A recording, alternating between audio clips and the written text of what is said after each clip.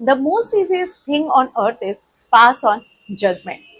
It says, don't judge a book by its cover. But unfortunately, in reality, book always judged by its cover only. Nobody is interested in looking inside.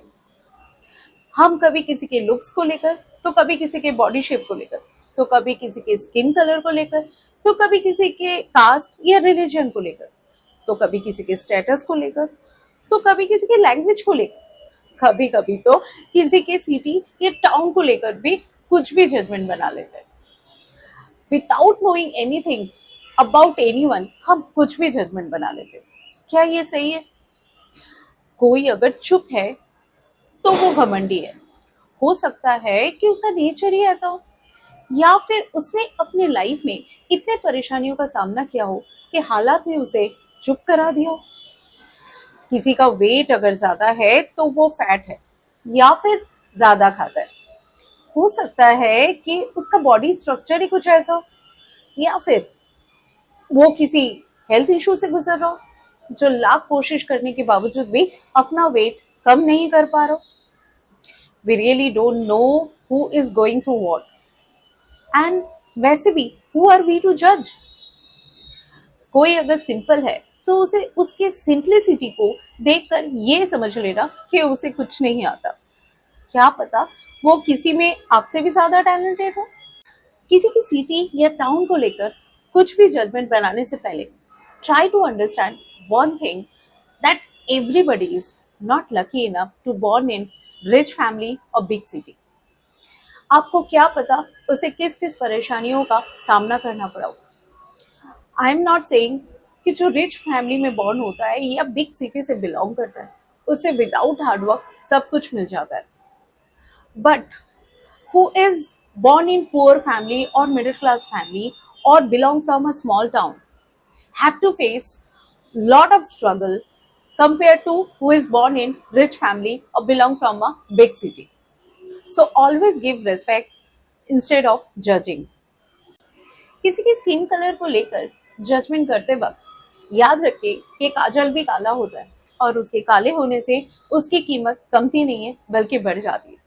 तभी हम उसे काले टीके के रूप में use करते हैं, क्योंकि उसका काला होना ही उसको और भी पावरफुल बना देता है। Sometimes people judge others based on what others say, and it's very wrong.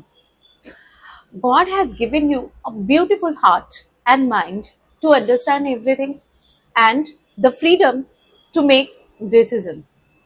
Suppose your friend suggests he or she is not a good person, you should avoid them or stop meeting with them. What you will do? You stop meeting with them or hang out with them? Obviously not, right? But I have seen most people doing it. ऐसा करके हम अपना एक बहुत बड़ा negative Karma create कर बैठते हैं, क्योंकि विदाउट नोइंग एनीथिंग हम सिर्फ किसी की बात पे आकर किसी के बारे में गलत जजमेंट बना लेते। तो अब से पहले जानिए, परखिए, फिर डिसाइड कीजिए कि वो इंसान अच्छा है या नहीं, आपके लायक है या नहीं, या फिर आपके दोस्त ने जो कहा वो सच है या नहीं। तो पहले जाने फिर विश्वास करें। किसी के भी बारे में गलत जजमेंट बनाने से पहले आस्क योरसेल्फ, क्या आप परफेक्ट है? क्या आपके लाइफ में सब कुछ परफेक्ट है?